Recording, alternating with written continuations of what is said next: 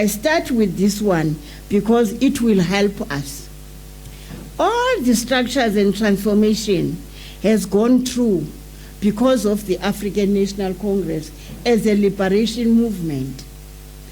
I think people are freezing because they think as the ANC, a liberation movement and an organization that actually is sent by our people through vote, we must not talk about us. Yet, the people who freeze in this one, whether they are opposition parties, which is normal, we don't have a one-party state. They have a freedom to be elected, a freedom to speak, a freedom to let us know their views as the ruling party. However, it is not a privilege, it is a right. I'm raising this matter, Executive Mayor, my comrade, because political parties sometimes, those who oppose, think because they are part of government, they don't know their role. Their role is us being them being our mirror. To say, hayi niyalahleka ngoku, nivumelana nonke ngale, thina besinoluvo, simxelele uba kwathiwane ekhaya. Ekhaya ke kulela xesha le-Freedom Charter. We have not had conferences where we actually removed that. Let's stick to our mandate. Our mandate is to be in charge. I've just been recently in other countries on various missions, but I found that the constituency office, we're going to that because the act have been passed, the Election Act, the Electoral Act. The constituents, you can't do anything because the people of that area have actually chosen a leader in the form of an MP or MPL. And therefore, you as government have to go to their offices and say, I'm here because I want to do ABC. We seem to be everybody, but the one who owns us is the one who voted us.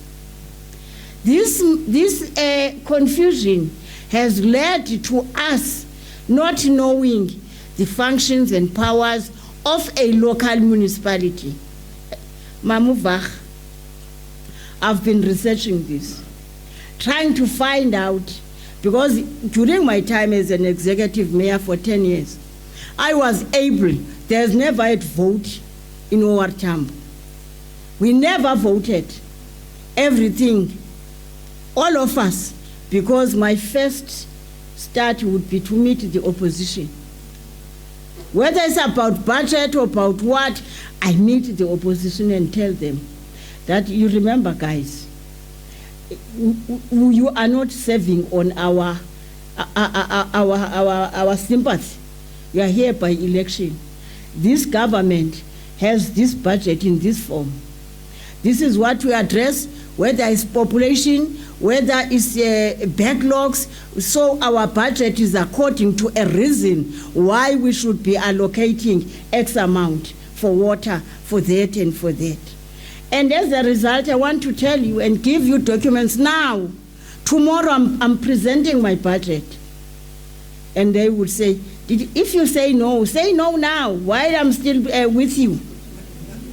So that I understand which weaknesses are you actually worried about. If they are real, because they have a mind, they have been sent. And when we arrive to those who actually are governing together with me, my colleagues and my comrades, I say your opposition is saying this. One other thing, let us not waste time in the caucus forum. Let us actually, as a troika, go to lead. Your chief whip, your speaker, your mayor, +1, which is the municipal manager.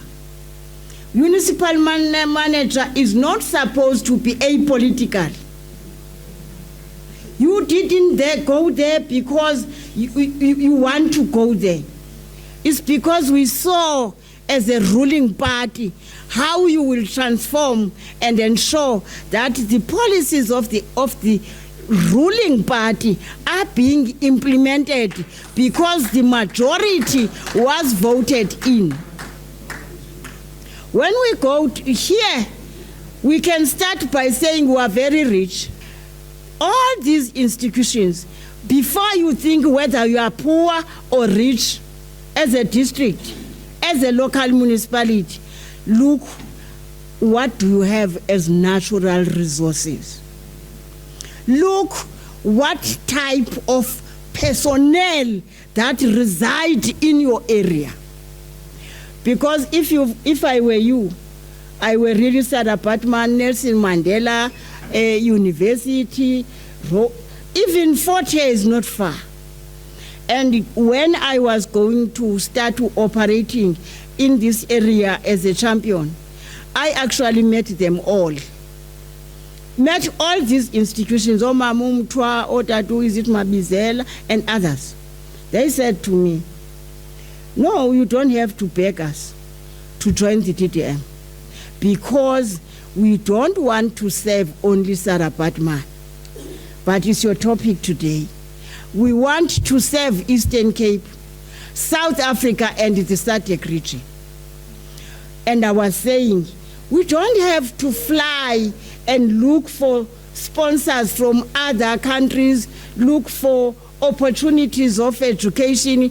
You are there for us. Be our ambassadors. Say where we exist, our community in Sarah Baartman are in need of water.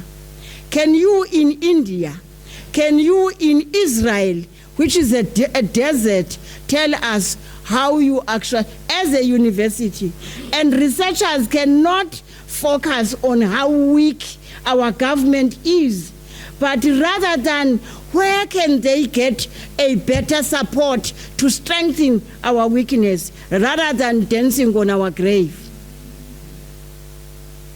Moving forward on resources, if we want engineers, but as we grow at work, as we grow in an organization that leads people, as people who are taking care of everybody with the actually mandate of no one should be left behind. We must not allow ourselves to be taken by emotions, to be actually driven by powerful speeches, to actually lose the ball. In whatever we are being told, let's keep our eyes on the ball. And at no stage should us drop the ball. Sometimes you feel when you are there and presentations are being made, and you think, are we strong enough in our own ideology? Do we know our mandate? It's true that our Pharaoh stories were helping us. When you remember that family who was in poverty and sought to sell their only donkey, and when they were taking it to the market, it was just being drawn to that. But women said, oh, even the old man is walking along the donkey, jump on. Then the men did. The next group said, oh, you old men, can you allow this young boy to walk along? Jump. Then the boy had to jump on and the old men had to walk. Next meeting with other people is to say, no, you boy, how can you exploit your father? Get out. And they ended up carrying. The last advice was to carry the horse, the donkey itself. Crossing the bridge, it saw itself in the water and jumped. They didn't sell it because they listened to every advice without actually finding out why they should change.